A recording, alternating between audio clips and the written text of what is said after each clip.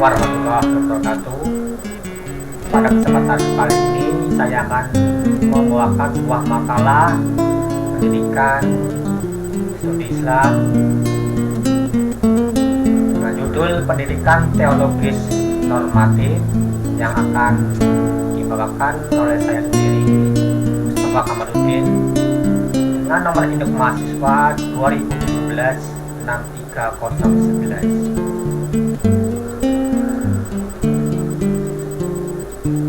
Pendahuluan. Dewasa ini kehadiran agama semakin dituntut agar ikut terlibat secara aktif di dalam memecahkan berbagai masalah yang dihadapi umat manusia. Agama tidak boleh hanya sekedar menjadi lambang kesalehan atau berhenti sekedar disampaikan dalam khutbah, melainkan secara konseptual menunjukkan cara-cara yang paling efektif dalam memecahkan masalah.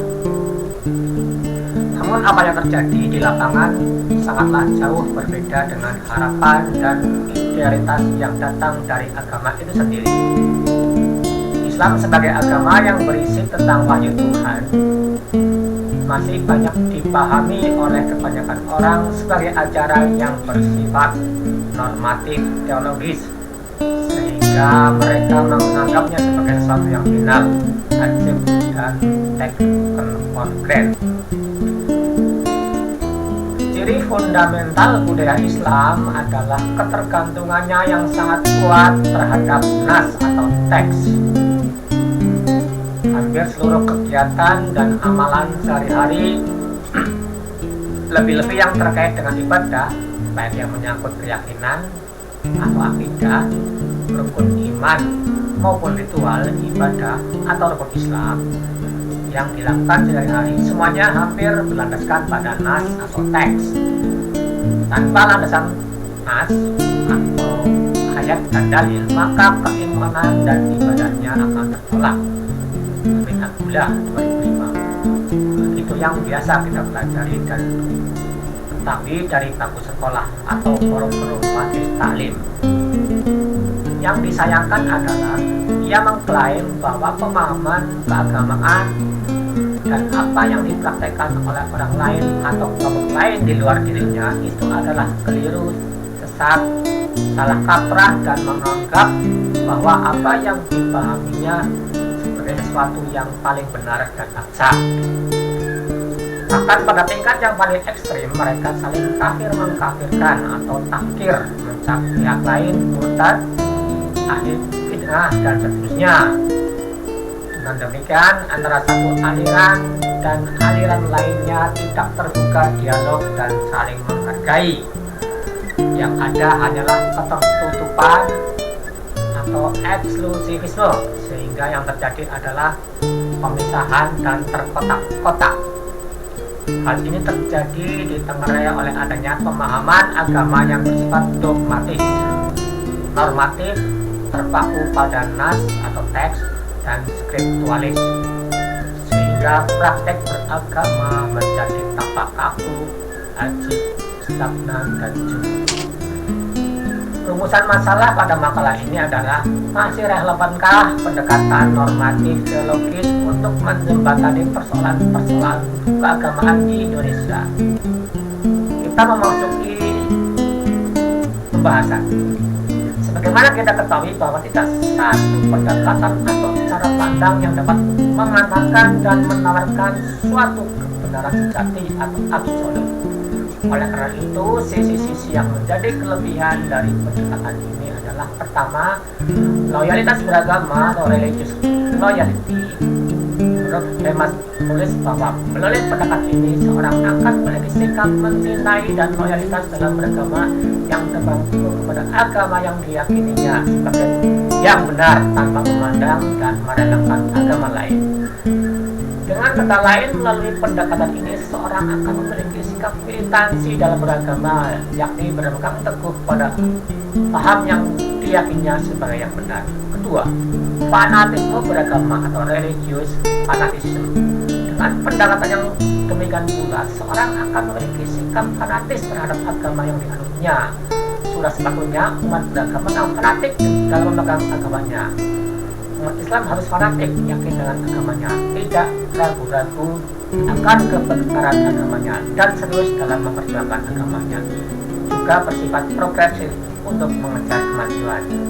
Amin Abdullah 2002 halaman 14. Di samping itu, pendekatan ini memiliki beberapa kekurangan yang melekat padanya. Di antaranya yang pertama adalah bersikap eksklusif dalam beragama atau religious exclusivism. Ketika seseorang meyakini sesuatu dengan kebenaran yang mutlak dan meyakini orang lain salah, maka ia akan menjadi pribadi yang tertutup, tidak mau menerima pendapat dan memahami pemahaman orang lain, dan seterusnya. Dengan demikian, orang-orang yang memahami Islam dengan pendekatan normatif teologis akan menutup dirinya dari kebenaran yang dibawa oleh orang lain. Namun demikian, jika sikap eksklusif itu hanya berkaitan dengan masalah ketauhidan, maka hal ini bukan lagi menjadi suatu kekurangan. Dua, bersifat dogmatis atau dogmatik. Pengertian dogma adalah pokok ajaran yang harus diterima sebagai hal yang baik dan benar, tidak perlu dipertanyakan lagi, tidak boleh dibantah dan diragukan. Orang-orang yang memahami Islam dengan pendekatan normatif teologis cenderung menganggap ajarannya sebagai ajaran yang tidak boleh dipertanyakan lagi kebenarannya, tidak boleh dikritisi dan dipertanyakan lagi. Akhirnya mereka terjebak dalam taktis al-afkar al-diniyah, meminjam istilah akronim, meminjam istilah akal. Ketiga, terjebak klaim kebenaran dalam beragama atau truth claim.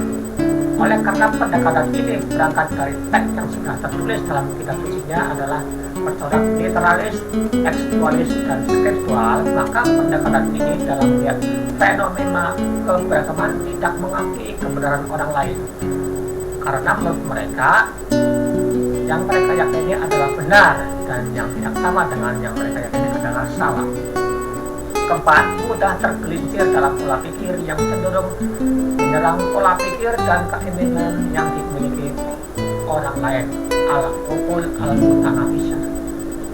Pola pikir semacam ini sangat kental dimiliki oleh orang atau kelompok yang menggunakan pendekatan ini dalam memaknai agama Islam.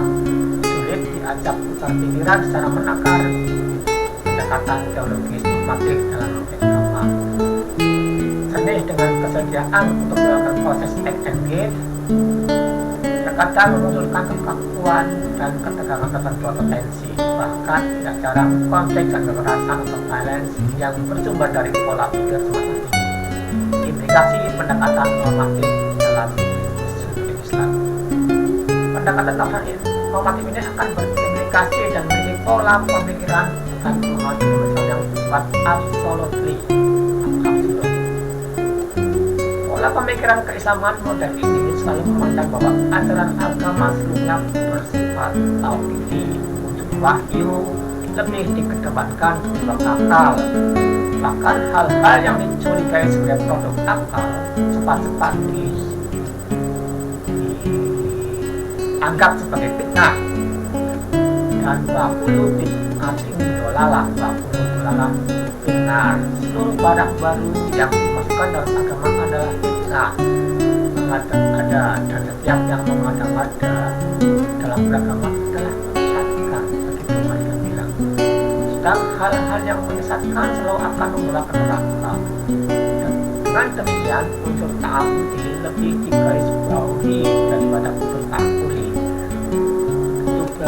Begitu juga yang biasa disebut sebagai khotiyah lebih utama daripada syariah. Para penganut pola pikir keagamaan yang bercorak absolutely ini teguh dalam bersikap,